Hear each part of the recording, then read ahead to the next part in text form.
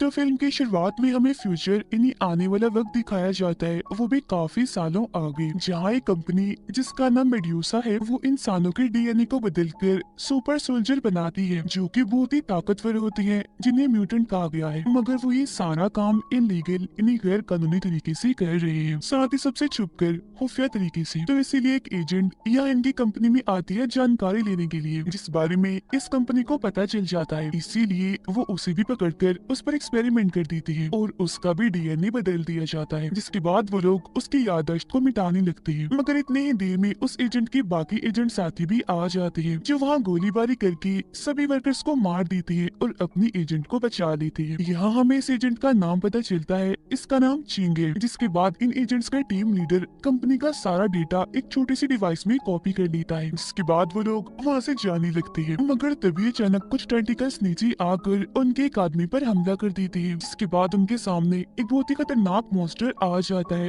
पता चलता है कि वो टेंटिकल्स इस मॉन्स्टर के ही थे। वो ये देखकर गुस्सा हो जाता है और हमला करने के लिए आगे बढ़ने लगता है, मगर ये लोग उल्टा उसे ही रोकने के लिए गोलियां चलाने लगते हैं। मगर वो तो इतना ताकतवर था, इतना खूंखार था कि इनकी गोलियों का उस पर कोई असर नहीं होता, और बस फिर वो मॉन्स्टर उन पर हमला कर देता है। एक एक एजेंट को उठा कर वो मार रहा था, वो बहुत सारे एजेंट्स को मार देता है। तब ये देखकर चिंग उसके ऊपर चढ़ जाती है और चाकू से बार बार उसके सर पे वार करती है, जिससे मॉन्स्टर को इतना गुस्सा आ जाता है कि वो चिंग को अपने ऊपर से उठाकर नीचे फेंकता है और उस पर अपने टेंटिकल से हमला करने लगता है। जैसे टेंटिकलों से लिपटने लगती है तो वो अपने चाकू से एक एक करके उसके सारे टेंटिकल्स काट देती है, और बस इसके बाद वो यहाँ से भाग जाती है और उस मॉन्स्टर को उसे लैब में बंद कर देती है। अब वो लोग आगे बढ़ ही रही थी, मगर तभी उनके सामने मॉन्स्टर से भी बड़ी मुसीबत आके खड़ी हो जाती है, जो एक लड़की थी जिसके सफेद बाल थे, लेकिन वो बहुत खतरनाक और ताकतवर थी, क्योंकि उसके भी डीएनए को बदलकर उसे म्यूटेंट बनाया गया था, और इसने ही उस मॉन्स्टर को इन लोगों के पीछे लगाया हुआ था, क्योंकि वो इतनी देर से उन्हें कंट्रोल रूम से देख रही थी। और वो इन सब के पास आकर इन्हें हिप्नोटाइज कर देती है, यानी उन्हें अपने वश में कर लेती है। लेकिन अब क्योंकि चिंग भी म्यूटेंट थी, इसीलिए वो बहुत जल्द उसकी हिप्नोटाइज की असर से बाहर आ जाती है और फिर अपने साथियों पर से भी हिप्नोटाइज का असर हटाती है। तब होश में आते उनका टीम लीडर उस लड़की पर हमला कर देता है, मगर वो उल्टा उसे उठाकर दूर फेंक देती है। फिर वो दोबारा से उस पर टांग से हमला करती है और बार बार पटक कर इधर से उधर मारने लगती है। कुछ देर लड़ाई करने के बाद उन्हें पता चल जाता है कि हम इससे नहीं जीत सकते, ये बहुत ही ताकतवर है। इसलिए टीम लीडर चीन को वो छोटी सी डिवाइस देता है और यहाँ से भागने का कहता है, और एक बार फिर उस लड़की से भिड़ जाता है, जहाँ इन दोनों की काफी लड़ाई होती है, मगर एक बार फिर वो उसे बड़ी आसानी से रोककर तोड़ फेंक देती है, जिसके बाद अब चीन भी उस पर हमला कर देती है। दोनों के हाथों से ही काफी देर तक लड़ाई चलती रहती है, मगर इसमें वो लड़की चिंग पर भारी पड़ रही थी। वो चिंग का गला पकड़कर उसे दूर फेंक देती है, जिससे वो सामान पे जगह गिरती है। इसके अलावा भी वो उसे बहुत मारती है और मार मार कर उसका बुरा हाल कर देती है। वो उसके बाल पकड़कर उसे घसीटने लगती है और उठाकर दूर फेंक देती है, मगर तभी चिंग के डीएनए अचानक से बदलने लगते हैं। मगर इसके बाद क्या होता है ये हमें दिखाया नहीं जाता। फौरन एक बाद हम मेड्यूसा कंपनी के हेड मैनेजर को देखते हैं। वो कंपनी के ऑफिस में आता है, जहाँ एजेंट्स के टीम लीडर को कैद करके रखा हुआ था। वो टीम लीडर से पूछता है कि बताओ चिंग और वो छोटी सी डिवाइस कहाँ है। अब चिंग उनके पास नहीं थी, तो इसका मतलब यही है कि वो यहाँ से भाग गई थी। मगर अब जब टीम लीडर उसे चिंग और उस डिवाइस के बारे में नहीं बताता, तो इससे उसे काफी गुस्सा आ जाता है। इसीलिए वो अपने रॉड से टीम लीडर पर हमला कर देता है और उसे जान से मार डालता है। इसके बाद हम चिंग को देखते हैं, जो एक अजीब सी जगह पर एक अनजान आदमी के साथ होती है। चिंग को जैसी होश आती है तो वो लड़का उसके पास आने लगता है, उसे अपने बारे में बताने के लिए, मगर चिंग को इतना गुस्सा आ जाता है कि वो मुक्का मारकर उसे दूर फेंक देती है और मौका देकर वहाँ से बाहर भाग जाती है। तो वो लड़का भी उसके पीछे पीछे जाता है। बाहर आने के बाद चिंग अपने आसपास हर चीज को ऐसे देख रही थी जैसे वो ये सब कुछ पहली बार देख रही हो, जिसका मतलब था कि उसकी याददाश्त जा चुकी है, मतलब कि कंपनी उसकी याददाश्त को मिटाने में कामयाब रही। इसीलिए सब कुछ देखकर वो काफी परेशान सी लग रही थी। मगर तभी वो लड़का उसके पास आकर उसे नॉर्मल करने की समझाने की कोशिश करता है, मगर वो तो उसका गला ही पकड़ लेती है। और फिर तभी अचानक वहाँ आसपास सब कुछ रुक जाता है, जो देखकर वो समझ जाती है कि मेरे पास वक्त को रोकने की ताकत है, जिसकी मदद से वो वहाँ पर होने वाले एक एक्सीडेंट को रोक देती है और एक वर्कर की जान बचा लेती है। मगर उसकी अपनी ताकत को इस्तेमाल करने की वजह से कंपनी को उसकी लोकेशन पता चल जाती है, मतलब कि इस वक्त वो कहाँ है। इसीलिए अगले ही पल कंपनी के बहुत सारे लोग वहाँ पर आ जाते हैं, जिनसे एक के बाद एक एक करके चिंग लड़ती है और अपनी ताकत का खूब इस्तेमाल करके उन्हें मारती जा रही थी। लड़ाई के दौरान जब वो उन सबको मार रही थी तो उससे यहाँ अपनी दो और ताकतों के बारे में पता चलता है। एक तो थी टेलीपोर्टेशन और दूसरी थी सुपर स्ट्रेंथ। टेलीपोर्टेशन मतलब कि एक जगह से गायब होकर वो दूसरी जगह पर जा सकती थी, और सुपर स्ट्रेंथ मतलब कि वो इतनी पावरफुल है, इतनी ताकतवर है कि उसके आगे कोई नहीं टिक सकता। तो इसीलिए यहाँ भी वो अपनी दोनों ताकतों का खूब इस्तेमाल करती है। वो उन पर हमला करती है, गायब हो जाती है, दोबारा से हमला करती है, फिर से गायब हो जाती है। जब एक के बाद एक आदमी उस पर हमला करने के लिए आता है तो वो हाथों के जरिए उनसे लड़ती है और उन्हें खूब मारती है। मगर जब बहुत सारे लोग एक साथ हमला करने के लिए आते हैं तो पहले वो उन पर हमला करती है और गायब होकर दोबारा हमला करती है। फिर जब वो सबको मार देती है तो वो लड़का उसके पास आता है और उसे अपने साथ चलने को कहता है, मगर चिंग उसके साथ जाने से मना कर देती है। जो सुनकर वो लड़का उसे अपनी आईडी दिखाता है और बताता है कि मैं एक पुलिस ऑफिसर हूँ, इसीलिए अब तो मेरी बात नहीं टाल सकती। अब कंपनी के हेड मैनेजर को जब ये बात पता चलती है कि मेरे लोग चिंग को पकड़ने में नाकामयाब रहे और सारे के सारे ही उसे लड़ाई के दौरान मारे गए, तो उसे बहुत गुस्सा आता है। जिसकी फौरनी बाद उसके पास एंजेला नाम की एक लड़की आती है जो दरअसल कंपनी की दूसरी मैनेजर थी, मतलब कि वो हेड मैनेजर के मुकाबले की थी। तो यहाँ आकर वो हेड मैनेजर की उन साथियों की मजाक उड़ाने लगती है कि वो तो सारे फेलियर निकले, हार गए, तो ये काम तुम्हारे बस का नहीं है, अब से ये काम मैं करूंगी, मैं ही चिंग को पकड़ूंगी कैसे भी करके। जिसके बाद हम चिंग और उसके साथ उस पुलिस ऑफिसर को देखते हैं जिनकी अब दोस्ती हो गई थी, इसीलिए वो चिंग को उसकी याददाश्त वापस दिलाने में उसकी मदद कर रहा होता है। वो अपने पुलिस स्टेशन के सिस्टम से पता लगवाता है कि पिछले काफी दिनों से चिंग कहाँ पर थी, मतलब कि उसको मिलने से पहले, जहाँ उन्हें पता चलता है कि वो एक विजिटर ग्रुप का हिस्सा थी जहाँ पर उसके साथ और भी बहुत सारी लड़कियां थी और यहाँ वो घूमने आए हुए थे। मगर फिर चिंग बाद में यहाँ एजेंट का काम करने लगी। अब तभी चिंग को अपने जेब में वो एक छोटी सी डिवाइस मिलती है जो कि टीम लीडर ने उसे दी थी, जिसमें उस कंपनी का सारा डेटा होता है। अभी वो लोग उसे चेक करने की सोच ही रही थी कि तभी एक बहुत बड़ा सा पिलर उनके घर में घुस जाता है, जिसके फौरन बाद उनके कमरे का दरवाजा एक धमाके से टूट जाता है। तब वहाँ एक लड़की आती है जो कि चिंग के उसी विजिटर ग्रुप की थी, मगर अब वो भी एक सुपर सोल्जर बन गई थी जिसे कंपनी एक डिवाइस की मदद से कंट्रोल कर रही थी जो कि उसकी गर्दन में लगी हुई थी। अब आते ही वो चिंग पर एकदम से हमला कर देती है। जहाँ चिंग भी आराम से नहीं बैठती, वो भी उस पर भारी हमला करने लगती है। दोनों एक दूसरे को खूब मार रही होती है। जिसके बाद जैसे दोनों एक दूसरे से दूर होती है तो दोबारा से भागकर आती है और फिर से लड़ने लगती है। कभी भी एक दूसरे को हाथों से मार रही थी तो कभी टांगों से। वो लड़की खुद को कमजोर पड़ता हुआ देखकर यहाँ से बाहर चली जाती है। हर फ्लोर से गुजरते हुए चिंग पत्थरों में दबती जा रही थी, इसीलिए सबसे नीचे आके वो काफी जख्मी हो जाती है, इतनी जख्मी कि वो बस मरने ही वाली थी। मगर फिर शुरुआत की तरह उसका डीएनए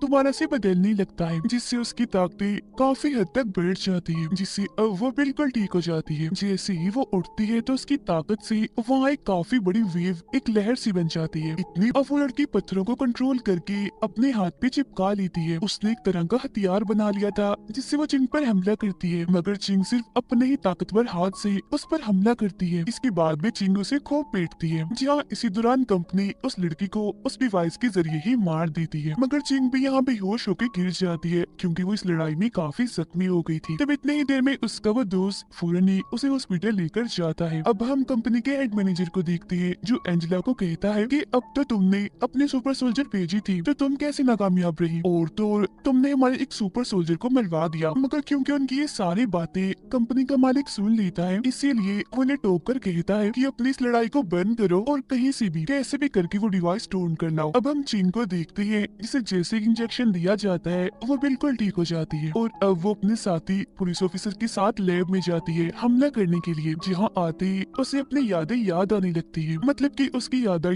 थोड़ी थोड़ी वापिस आ चुकी थी, जिसमें वो देखती है कि सफेद बालों वाले लड़की ने मुझे पकड़ लिया था और मुझ पर एक्सपेरिमेंट किया था। अब यहाँ उसे वो जगह भी याद आ जाती है जहाँ उस पर एक्सपेरिमेंट किया गया था, और ये वही जगह थी जिसे हमने कहानी के शुरू में देखा था। बहुत जल्दी लोग वहाँ पहुँच जाते हैं। जहाँ आते ही चिंग को सब कुछ याद आ जाता है, जिसमें वो देखती है कि मेरे कैप्टन ने मुझे इस कंपनी की जानकारी लाने का मिशन दिया था, जिसमें वो कामयाब नहीं हुई और पकड़ी गई। और फिर तभी एक स्क्रीन के जरिए एंजेला उनसे बात करने लगती है क्योंकि उसने काफी देर से उन पर नजर रखी हुई थी, जिसमें वो कहती है कि अगर उस डिवाइस को चिंग ने 1 घंटे के अंदर अंदर हमें ना दिया तो हम लोग शहर के सारे मासूम लोगों को जान से मार डालेंगे। लेकिन उसकी ये बात से चिंग को जरा भी फर्क नहीं पड़ता, बल्कि वो तो यहाँ कंपनी की कुछ और जानकारी लेकर यहाँ से जाने लगती है। जो देखकर वो पुलिस ऑफिसर उस पर काफी गुस्सा करता है, कहता है कि जब तुम शहर की मासूम लोगों को ही नहीं बचा सकते तो क्या फायदा इस कंपनी की असलियत को सबके सामने लाने का। मगर चिंग उसकी अब अभी भी एक नहीं सुनती और कैप्टन के पास चली जाती है। उसके जाने के बाद उसका साथी पुलिस ऑफिसर एक जगह पर उदास बैठा होता है क्योंकि वो सोच रहा था कि मैं इतना ताकतवर नहीं हूँ, अकेला ही उन लोगों से नहीं लड़ सकता। मगर इसके बावजूद भी वो लड़ाई की हमले की तैयारी करता है। उधर चिंग अपने कैप्टन के पास पहुंच जाती है। उसे वो डिवाइस और कंपनी की जानकारी देते हुए कहती है कि पुलिस ऑफिसर की मेरे साथी की मदद करो, जिस पर वो साफ साफ मना कर देता है। कहता है कि नहीं, मैं ऐसा कुछ नहीं कर सकता, ये हमारा काम नहीं है। ये कहकर वो यहाँ से जाने लगता है। उसकी ऐसी कुछ गर्जी वाली बातें सुनकर चिंग काफी हैरान रह जाती है और कहती है कि फिर तो मैंने बहुत बड़ी गलती की तुम्हें डिवाइस और जानकारी देकर। जिसके बाद हम देखते हैं उसे पुलिस ऑफिसर को जो कंपनी के लोगों के सामने पहुंच जाता है। हालांकि वो जानता था कि मैं इस लड़ाई में नहीं जीत पाऊंगा, मगर इसके बावजूद भी वो सब मासूमों की जान बचाने के लिए वहाँ पहुंच जाता है। एक तरफ वो अकेला था और दूसरी तरफ कंपनी के इतने सारे लोग। लेकिन अब इससे पहले उनकी लड़ाई शुरू होती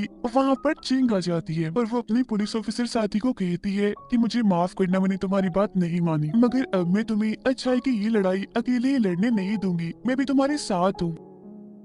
फौरन बाद कंपनी के बहुत सारे सोल्जर्स उनकी तरफ बढ़ने लगते हैं, जहाँ चिंग भी आगे बढ़ती है और बार बार गायब होकर तलवार से उन पर वार कर करके उन्हें मारती जा रही थी। वो उनके बहुत सारे सिपाहियों को मारने में कामयाब रहती है, मगर इसी बीच एंजेला पुलिस ऑफिसर को पकड़ लेती है और चाकू से उसके सीने में कई बार वार कर देती है, जो देखकर चिंग को बहुत गुस्सा आता है। इसीलिए वो जल्दी से एंजेला को मारने के लिए उसकी तरफ बढ़ती है, जिसे देखकर एंजेला भी भागने लगती है। और क्योंकि वो चिंग से काफी ताकतवर थी, इसीलिए वो उसके पेट में भी चाकू घुसा देती है और बार बार घुसाती रहती है। जहाँ ऐसा होने से चिंग के डीएनए एक बार फिर से बदलने लगते हैं, जिससे एक बार फिर वहाँ लिक्विड जैसी काफी बड़ी लहर आ जाती है, जो बिल्कुल किसी शील्ड जैसी थी, जिस वजह से एंजेला काफी दूर जाके गिरती है। मगर इससे उसे कुछ भी नहीं होता और अब इससे पहले वो और कुछ करके चिंग पर हमला करती है। चिंग गायब होकर अचानक से उसके पीछे पहुंच जाती है और एक झटके में अपने चाकू से उसका गला काट देती है। ये सब कुछ कंपनी का हेड मैनेजर और बहुत सारे बिजनेसमैन एक स्क्रीन पर देख रहे थे। अब उन्हें हारता हुआ देखकर सारे बिजनेसमैन उससे सवाल करने लगते हैं। एक बिजनेसमैन जैसे हेड मैनेजर को बुरा भला कहता है तो वो उठाकर उसे दूर फेंक देता है और फिर जान से ही मार डालता है, जिसके बाद वो सारे बिजनेसमैन को डराता है और धमकाता भी है। उधर चिंग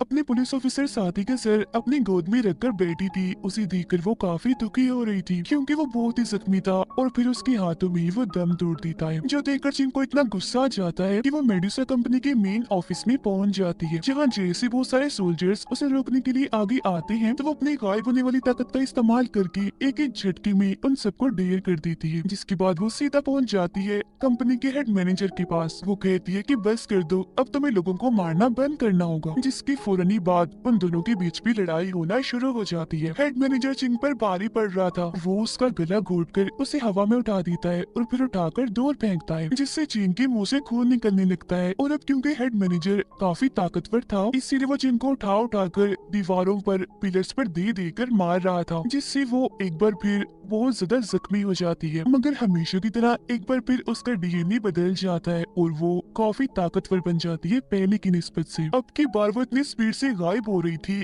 कि हेड मैनेजर उसे देख भी नहीं पा रहा था और काफी कंफ्यूज लग रहा था, मतलब कि उसे कुछ भी समझ नहीं आ रही थी कि अब मैं क्या करूं। और फिर अचानक से चिंग उसके बहुत पास आकर उसे धक्का मार के दूर फेंकती है, मगर अभी भी वो हार नहीं मान रहा होता और दोबारा से उठता है। कांच के बहुत सारे टुकड़ों को अपने कंट्रोल में करके हमला करने के लिए वो चिंग की तरफ भेजता है, मगर वो दोबारा से गायब होकर उसके सर के ऊपर आती है और चाकू से एक जोरदार वार करके उसका खेल वहीं पर खत्म कर देती है। सब कुछ खत्म करने के बाद चिंग अपने उस साथी पुलिस ऑफिसर के घर जाकर उसे याद कर रही होती है, जहाँ पर तभी अचानक से वो उसके सामने आ जाता है, जिससे हमें पता चलता है कि वो अभी भी जिंदा इसीलिए है क्योंकि वो कोई इंसान नहीं बल्कि म्यूटेंट है, यानी कि उसके पर डीएनए को बदल दिया गया है। दोनों एक दूसरे को प्यार से देखते हैं और बहुत खुश थे। उनकी इसी खुशी के साथ ही ये कहानी इधर ही खत्म हो जाती है।